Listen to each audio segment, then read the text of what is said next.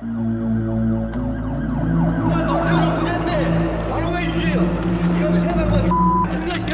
무시하고 백없는 무시하고 세상 들어가서 안 나가나 그냥 죽고 싶어. 지금이라도 좀 죽여있으면 좋겠어요 좀. 그런지 몰고 다니면서 이기고 그 자식들을 못 죽여서.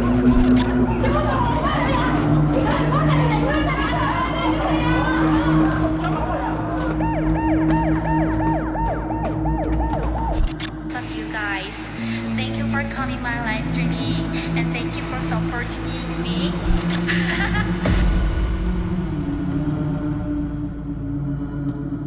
Corea del Sur, considerado uno de los países más seguros del mundo, pero incluso allí, algunos otakus consumidos por el aislamiento y el resentimiento y la obsesión cometieron algunos casos perturbadores. Es por eso que en este video vamos a ver algunos de estos casos. Pero antes de empezar, déjame saber si sabes algún caso que te impactó de los países asiáticos.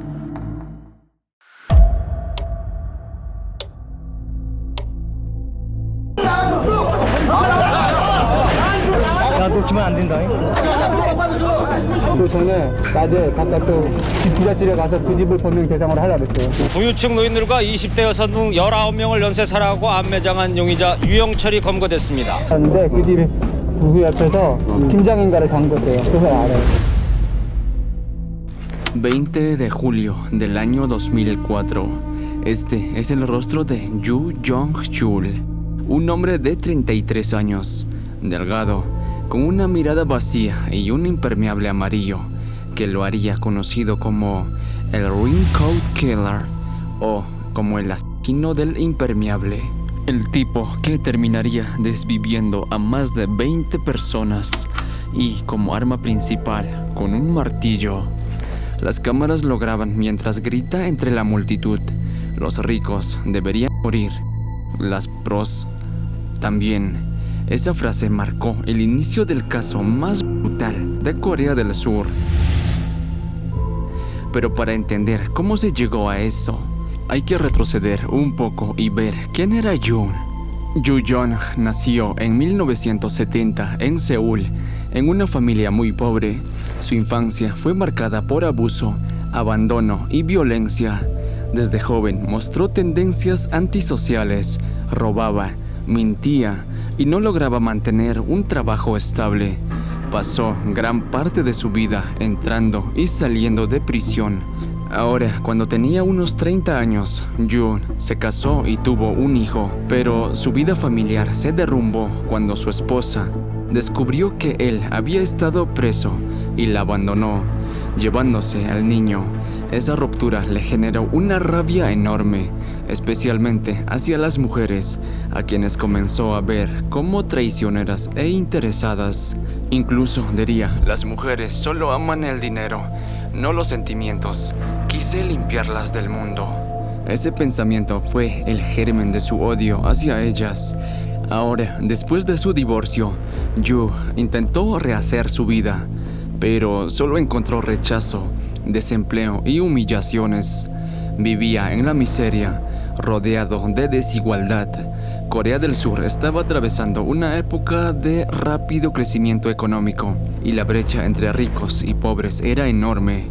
Eso alimentó su resentimiento hacia los ricos y por eso sus primeros víctimas fueron ancianos adinerados. Juró vengarse del mundo y todo comenzaría en septiembre de 2003. Corea vivía un auge económico. Las zonas residenciales de Seúl se llenaban de empresarios, hombres mayores con dinero, viviendo solos en casas grandes. Y allí comenzó todo. Yu fingía ser un inspector o técnico de mantenimiento. Tocaba la puerta de casas elegidas al azar. Cuando el anciano abría, lo atacaba brutalmente con un martillo. No robaba joyas, solo quitaba la vida. Entre 2003 y 2004, al menos 10 hombres mayores fueron quitados la vida, con el mismo patrón: golpes en la cabeza, cuerpos cubiertos con mantas, sin rastro de robo. Pero un día algo cambió. La policía comenzó a patrullar las zonas donde actuaba y Jung, sintiendo que su cacería estaba siendo obstaculizada, cambió de objetivo.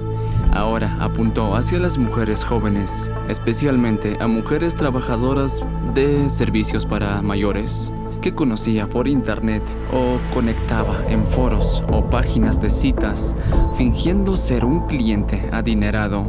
Las llevaba a moteles y allí las terminaría quitando la vida. Después, en algunos casos, incluso mutilaba y desmembraba. Y como les dije, usaba como arma principal un martillo con el que ya se imaginarán.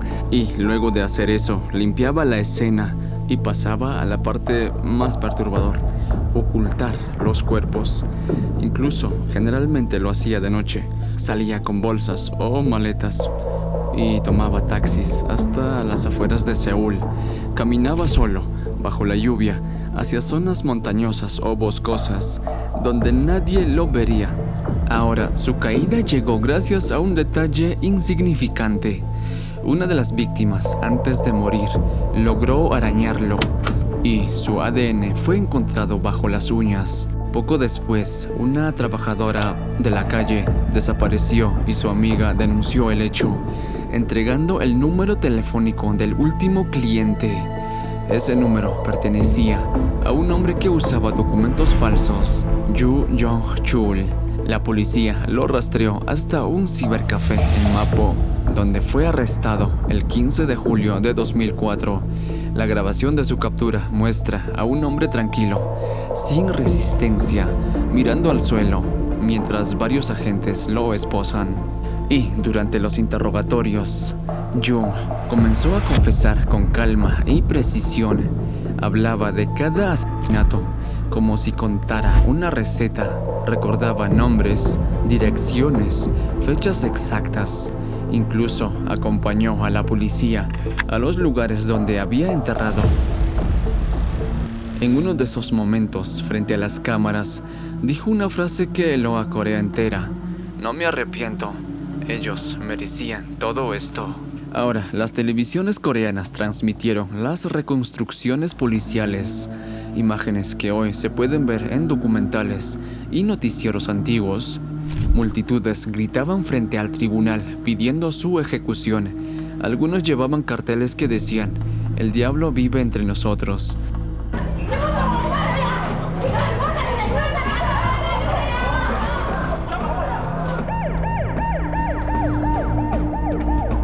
Los psicólogos que lo evaluaron lo describieron como un psicópata con inteligencia alta, completamente incapaz de empatía. Y el 19 de diciembre de 2004, Yoo Jong-chul fue condenado a muerte. Hoy permanece en prisión esperando la ejecución, aunque Corea del Sur mantiene una moratoria informal a la pena capital desde 1997. Por lo tanto, técnicamente sigue vivo, en una celda aislado.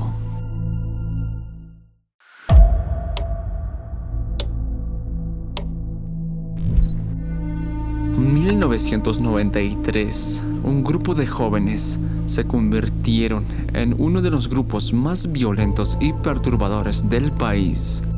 Una combinación de resentimiento social y odio y frustración económica terminó transformándose en una organización clandestina capaz de cazar, torturar y asesinar y consumir partes de las víctimas. Lo que comenzó como una conversación en una simple partida de póker o casino se convirtió en cuestión de meses en un proyecto criminal completo.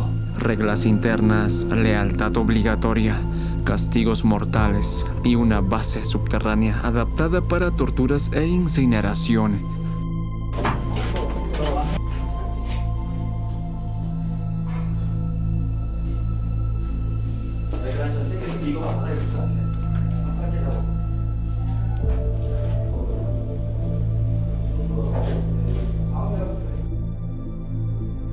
La banda se originó cuando Kim Ki-wan, su futuro líder, jugaba póker junto a dos amigos. En esa conversación revelaron un pensamiento compartido. creían que la sociedad los había empujado a estar en esa situación, sin un empleo estable, sin oportunidades, y entrar a la universidad era casi imposible, y que los ricos vivían todo lo contrario. Ese odio se convirtió en doctrina. Pronto reclutaron a 4 miembros más para ser 7 integrantes, pero que al final también estuvo una mujer que no tuvo mucho participación, pero eso luego más adelante les comentaré. La banda se reunieron y trabajaron arduamente para ahorrar unos 20 millones de wones, unos $13,000. Esto con el fin de construir un escondite y comprar todo lo que se necesitaba para realizar el plan. Incluso Kim, el líder, diseñó el escondite y sus hermanos menores, es decir, el resto del grupo, empezarían a construir. Pero en medio de eso, cometerían su primer crimen, el primer caso. A principios de julio de 1993, alrededor de las 11 de la noche, en Nonsan, cerca de una estación, 3 miembros de la banda estaban en una parada de autobús cuando vieron a Choi, una empleada, una mujer de 23 años que trabajaba en el banco y regresaba sola del trabajo esa noche. Sang, uno de los miembros, la arrastró bajo un puente cercano y la agredió físicamente. Los otros 2 miembros también participaron. El ataque no estaba planeado y al terminar, Kang, uno de los miembros, entró en pánico. Tras dudar un momento, decidió informar del incidente al líder King. Cuando King supo lo que había pasado, tomó una decisión fría. La mujer había visto sus rostros a los miembros de la banda, así que no podía quedar con vida. Es así que el líder llega hasta el lugar junto con los otros miembros en un auto con una maletera amplia. Subieron a la víctima al vehículo, tomaron una pala de la casa de Kim y se dirigieron a una montaña cercana en Nonsan. Ahí abusaron una vez más de la mujer. Y Kim, el líder, ahí terminaría quitándole la vida a la pobre chica. Luego, el líder les ordenó a los demás cavar un hoyo y enterrar el cuerpo. Incluso les enseñó cómo destruir las pruebas y cómo ocultar, así de forma brutal y casi instructiva. Ahora, luego de este primer caso, los miembros del grupo empezaron a sentir dudas. El más afectado era Sang, uno de los miembros, el más joven, quien sufría culpa y pesadillas a causa de esto, así que no pudo soportar más. Entonces decidió escapar. Robó unos 3 millones de wones del dinero del grupo y escapó. Entonces el líder se dio cuenta 2 horas después de esto y temió que Sang los denunciara. Así que decidió dar un ejemplo. Así que ordenó su ejecución. La banda localizó a Sang a través de su familia, fingiendo perdonarlo. Lo convencieron para que regresara y una vez de vuelta, los miembros lo llevaron a una montaña con la excusa de hacer una actividad de unidad. Sang confiaba que ellos lo perdonarían, pero el miembro los confrontaría por haberlos traicionado. Cuando pidió perdón, en eso Kim, el líder, terminaría golpeando por detrás con un ladrillo, dejándole inconsciente, y el resto del miembro simplemente atacó con las herramientas que tenían en la mano. Luego quemaron y enterraron en la montaña. Ahora, tras esto, el grupo decidió ahorrar dinero para terminar de construir el escondite donde cometerían sus casos mayores. En junio de 1994, durante el cumpleaños de uno de los miembros, Kim, el líder, preparó una cena especial, pero en ese medio de la cena, el líder se marchó diciendo que debía reparar una caldera. Esa misma noche fue arrestado por abusar de su sobrina, una estudiante de secundaria.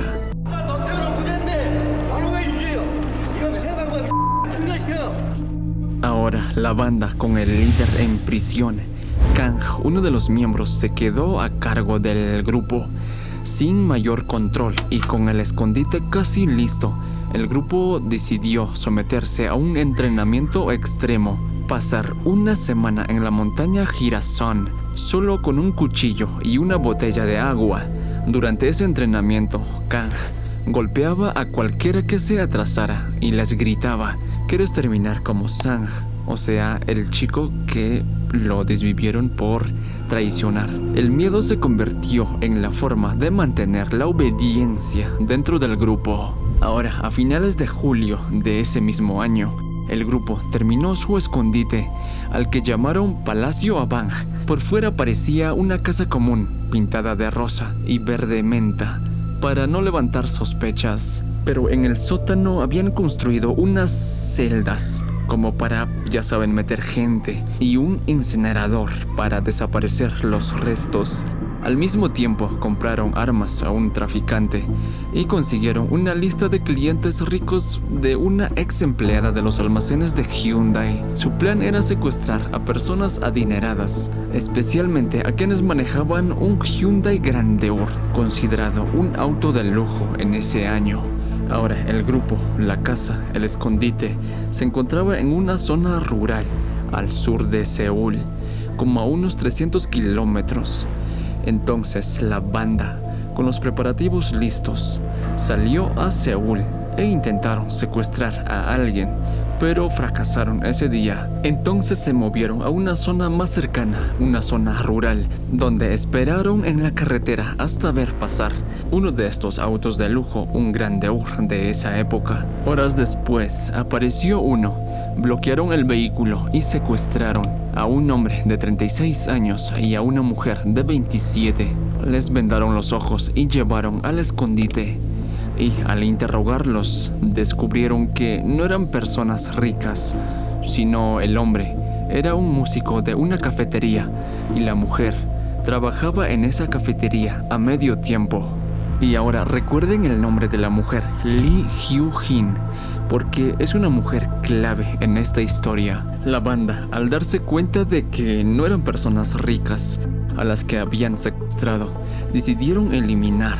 Y al día siguiente, los miembros abusaron de Lee, la mujer, mientras a su compañero, al hombre, trataron de asfixiarlo con una bolsa.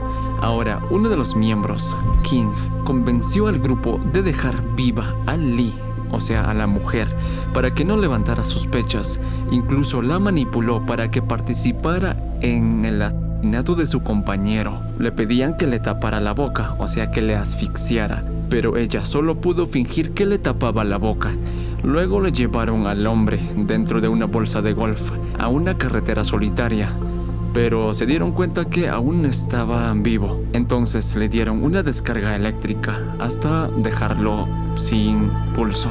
Pusieron su cuerpo en el asiento del conductor de su propio auto de este hombre y tiraron el auto por un barranco para que pareciera un accidente. Y sí, la policía, sin sospechar nada, cerró el caso incluso como un accidente de tráfico. Después de eso, los miembros regresaron a su escondite. Así, la banda continuaría. Esta vez, secuestran a una pareja de casados que estaban en un auto Grandeur negro que estaba estacionado cerca de un cementerio. Hicieron lo mismo, amenazaron a la pareja y los llevaron a su escondite.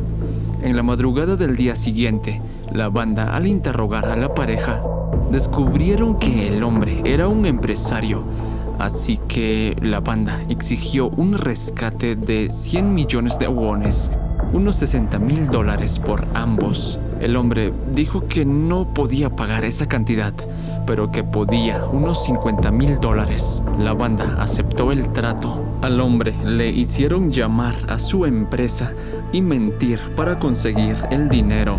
Mientras tanto, uno de los miembros cargaba dinamita para usar por si la policía los encontraba, pero se lastimó accidentalmente al manipularla. Ese mismo día, alrededor de las 2 de la tarde, un empleado de la empresa le entregó a uno de los miembros los $50,000. Luego, cuando los miembros regresaron con el dinero al escondite, empezaron a debatir qué hacer con la pareja. Unos querían dejarlos ir, otros querían eliminarlos y finalmente decidieron eliminar para no dejar testigos. Y la forma como hicieron, pues no lo voy a decir, ya que son terribles.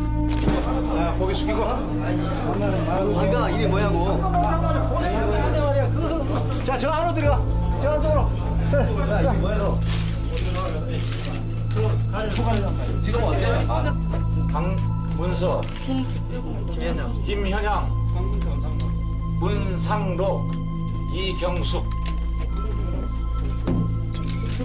Ahora, con parte del dinero del rescate, compraron más armas y planeaban comprar varios vehículos, y su plan final era huir a China. La banda continuaría haciendo de las suyas con otros casos más, pero la caída se hizo conocido gracias a la fuga de Lee Hyun-jin.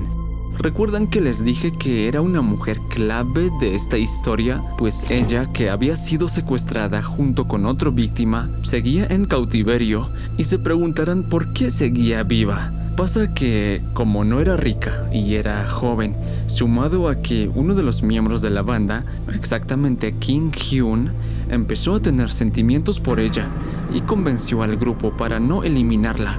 Sin embargo, para asegurarse de que guardara silencio, la obligaron a participar en los casos, y la oportunidad de escapar llegó por coincidencia. Kim Hyun necesitaba ir al hospital porque se había herido manipulando la dinamita que les dije. Lee, la mujer, le pidió acompañarlo y él aceptó sin sospechar nada.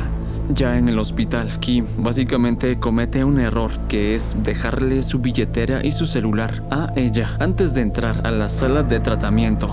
En ese momento, Lee, la mujer, se levantó y huyó. Tomó un taxi y trató de alejarse lo más lejos posible hasta llegar a Seúl, a una estación policial. Al llegar, contó todo lo que había vivido y lo que había visto, pero los agentes al principio no la creyeron porque la historia sonaba demasiado increíble. Pero todo cambió cuando los agentes escucharon detalles exactos sobre un supuesto accidente y sobre una pareja desaparecida que la policía no había conectado entre sí. Y así, en ese momento, comenzó una investigación masiva que finalmente destaparía toda la verdad sobre la banda. El arresto de la banda ocurrió de forma relativamente sencilla, gracias a una combinación de seguimiento y trampas policiales. Pasa que la policía comenzó siguiendo una camioneta que manejaba uno de los miembros de la banda. Después de una persecución, lo detuvieron y arrestaron. Tras atrapar al primer miembro, un detective llamó a los otros miembros, fingiendo que Kang, o sea, el miembro capturado, había tenido un accidente de auto. Esto hizo que los otros miembros fueran al lugar, creyendo que era una emergencia. Pero casi al llegar se dieron cuenta que era una trampa. Trataron de escapar, pero fueron capturados después de una persecución. Mientras todo esto pasaba, otro grupo de la policía entró al escondite del grupo.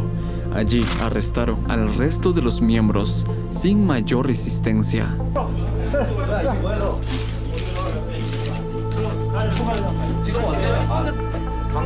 강문서, 김현양, 문상로, 이경숙.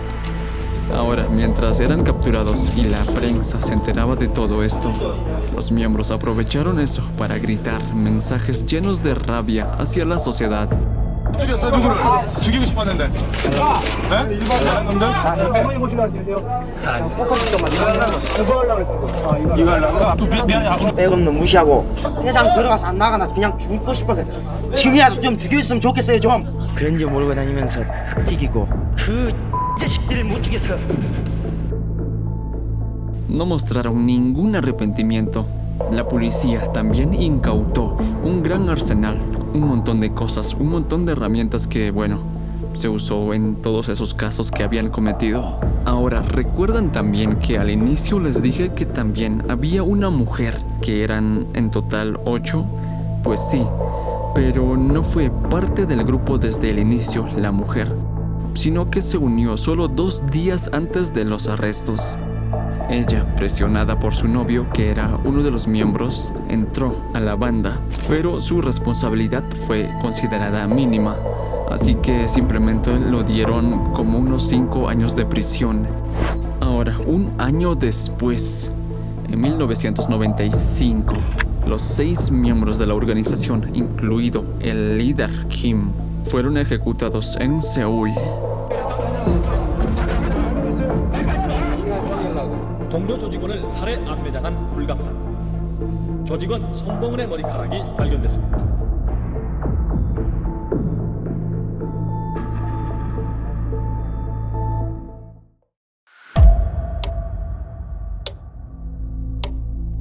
El 11 de septiembre de 2025, en una zona boscosa del condado de Moju, al sur de Corea del Sur, encontraron una maleta negra tirada al borde del camino.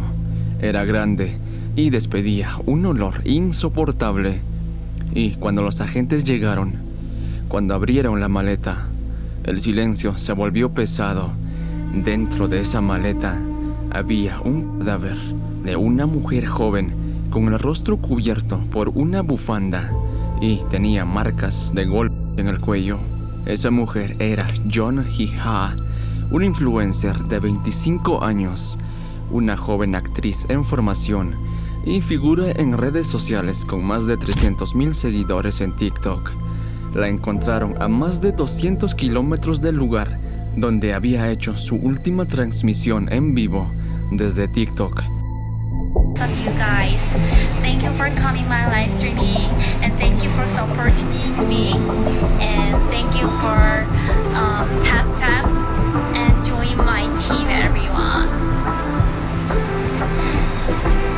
Arigatou, Sakura. 다 이렇게 하더라고요. So see you next time. Una transmisión que terminó apenas 30 minutos antes de que perdiera la vida. Ahora, Jeon-hee era una joven que soñaba con convertirse en actriz. Usaba TikTok, Africa TV, una plataforma de streaming en Corea, y YouTube para compartir fragmentos de su vida, consejos, rutinas, entre otros. Pero el 11 de septiembre de 2023, su cuenta dejó de actualizarse. Su padre fue el primero en sentir que algo no estaba bien. Le había escrito en la mañana y ella, que siempre respondía rápido, no contestó, y 7 horas después llegó un mensaje corto, sin emoción, como si no fuera ella.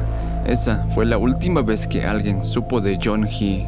Ahora, para entender un poco mejor lo que ocurrió, hay que volver unos meses atrás, cuando Jeon-hee conoció a Choi, un hombre de 50 años que se hacía llamar en redes como Black Cat o el Gato Negro. Comenzó cuando Choi apareció en sus transmisiones en Afri TV. Era uno de esos donadores VIP, los que dan grandes cantidades de dinero a los streamers. Cuando más dinero donas, más alto subes en el ranking. Choi estaba en el nivel 46. Eso significaba haber gastado más de 100 millones de wones. Él usaba ese dinero como llave para entrar a la vida de los streamers que estaban apenas empezando como Jeon-hee. Le dijo a Jeon-hee: quiero ayudarte a crecer, puedo ser tu manager, puedo llevarte lejos. Y Jeon-hee cayó en esa ilusión. Ella soñaba con ser actriz, buscaba a alguien que creyera en su talento, y así empezó su relación con Choi, pero que pronto todo cambiaría.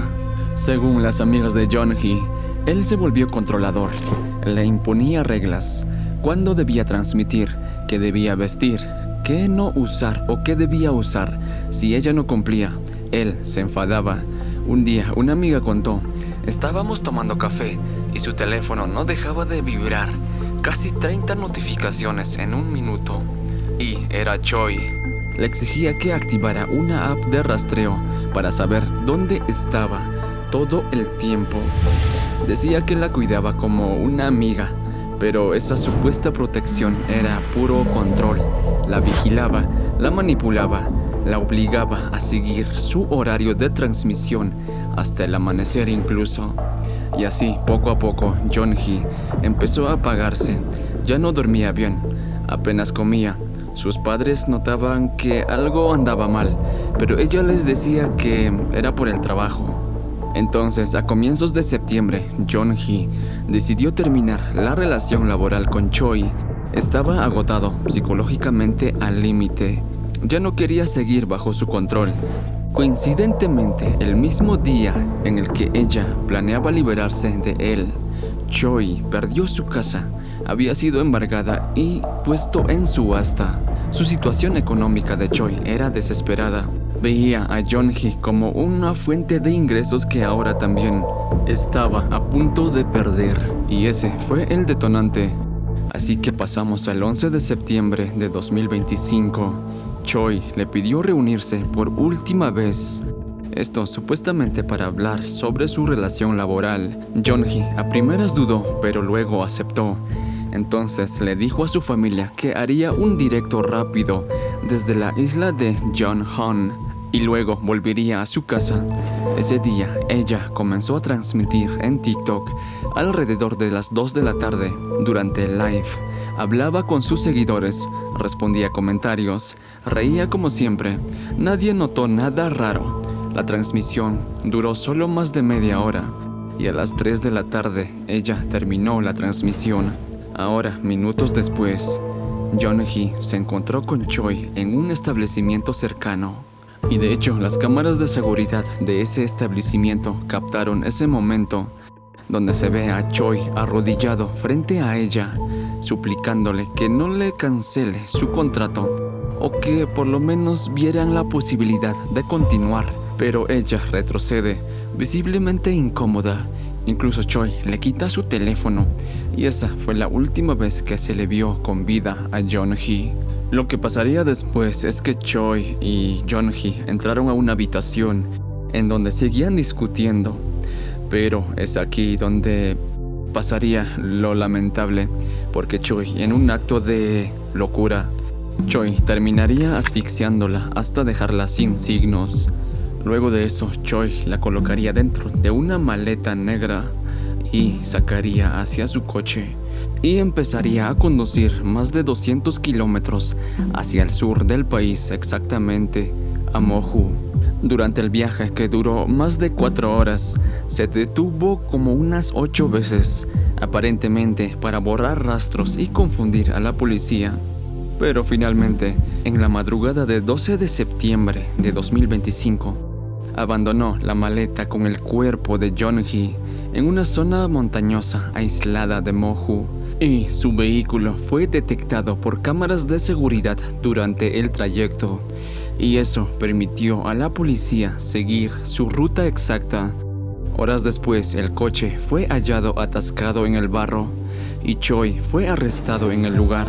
Al principio, Choi negó su participación, pero tras descubrirse el cuerpo y presentarse las pruebas, terminaría confesando todo.